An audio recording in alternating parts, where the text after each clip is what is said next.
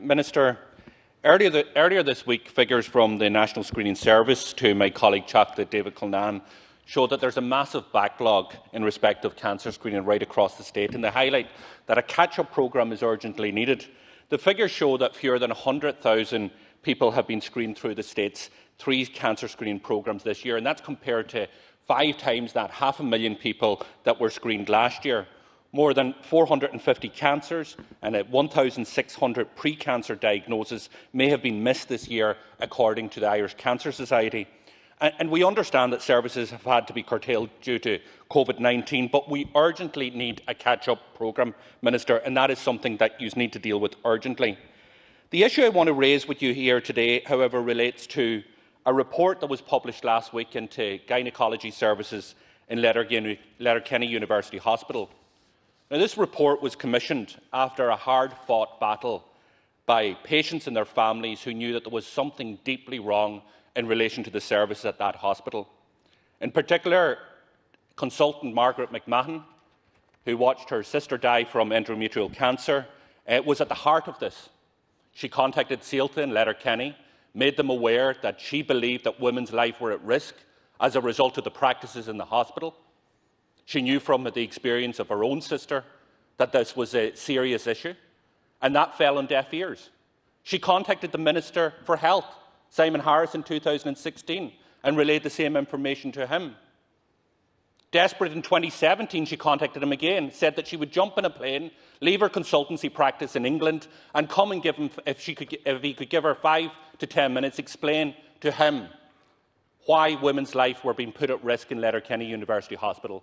I understand the Minister responded by giving her the address of the Ombudsman.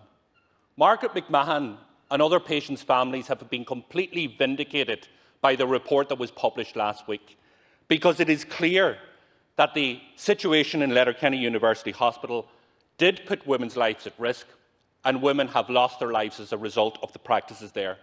Of the 133 cases of endometrial cancer over a 10-year period, 1 in 3 women experienced a delay in their diagnosis. 1 in 5 women who had endometrial cancer suffered significant consequences as a result of the delay. Minister, we know that 10 of these women have since passed away. We know a significant portion of them is because of the delays in this service. The report reveals a litany of failures which had devastating and life-changing consequences for these women.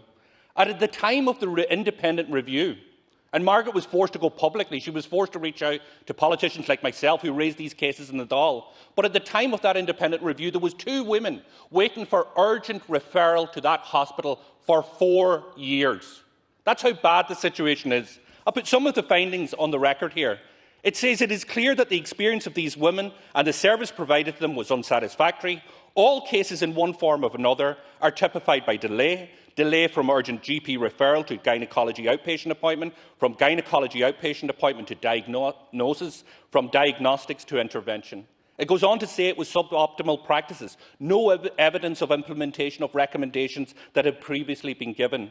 A significant amount of responsibility lay with the oncology liaison nurse who had no written description of her roles or responsibility. So, Minister, I'm going to ask you here, will you ensure that each and every one of these recommendations by the independent panel is reviewed? Will you ensure that there is a proper review that goes wider than endometrial cancer in relation to that hospital? And will you look at the recommendation where the independent panel has asked that a full audit be carried out right across the state to make sure that Letterkenny is not an outlier? Thank you very much, Deputy Doherty. Minister Eamon Ryan, please. First, I'd like to thank Deputy Doherty for raising the case and representing the family in question and trying to relieve some of the terrible loss that they've had by making sure that where there are, if there are failings in our system, that they don't go unchecked, that they are actually addressed. And I think I will absolutely commit to following up with the current Minister of Health to look that the findings of the report, as you've outlined, are implemented. My sense, our cancer system has improved significantly in recent decades, or recent years. I think everyone would recognise that, but that's not to say that there aren't failings in our system. My personal view is one of the key issues we need to improve is that connection between our GP primary care system and our hospital system so that referrals do happen in a seamless, quick, timely manner, as one of just when you cited there the various examples of the recommendations of that independent report. So while there has been improvements in our cancer treatment system, we cannot rest. We have to make sure that we actually press on, and where there are failings in our system, be it in any one hospital or be it a systematic failings, then we have to address them. So I will certainly follow up on that. Can I also say that just in relation to your first point, I think it's a valid point as well, we have to make sure in managing our COVID system that we don't actually lose sight of other preventative measures that can save lives at the same time. And critical to that is the cancer check testing, screening systems to make sure that they are returned. My understanding is that I think breast check is due to come back next month. It can't happen soon enough because we do know that early intervention, particularly in terms of cancer, early catching of cancer cases is critical in terms of having good outcome, be that in cervical testing, be it breast check, be it prostate, be it whatever variety of different cancers. So I would say, yes, we will look at that report, and I'll make sure that the Department of Health, the Minister of Health in particular, comes back to you with regard to the recommendations. But secondly, I think we need to work across the board collectively, making sure that our screening systems, our testing systems for cancer are restored, are enhanced, are fully operational again within this COVID period so that we catch cancers early and avoid the terrible losses that the McMahon family and many other families have suffered from this terrible disease. Deputy Pearse Doherty. Minister, this wasn't just an issue of delay. This was also an issue of misdiagnosis. This was an issue of serious flaws at management level in Letterkenny University Hospital, at CELTA level, but also serious issues in relation at governmental level. One of the recommendations of the report is that a maternity ward, an obstetrics ward, would be commissioned. That ward was built, not yesterday or the year before or the year before that, in the year 2000, a state-of-the-art theatre that has been lying idle for 20 years and has resulted in some of the issues that I've outlined today. Now, the fact of the matter is, and we can't just brush over this, the consultant and the families like Annie Farrell, who had to go public, they went through all the right channels. They went to the hospital, they went to CELTA, they went to the Minister, and it was deaf ears after deaf ears after deaf ears. And they continued to fight. They had to explain their story in the media. They had to reach out to others to make sure that this review took place. And we can't get away from the issue here.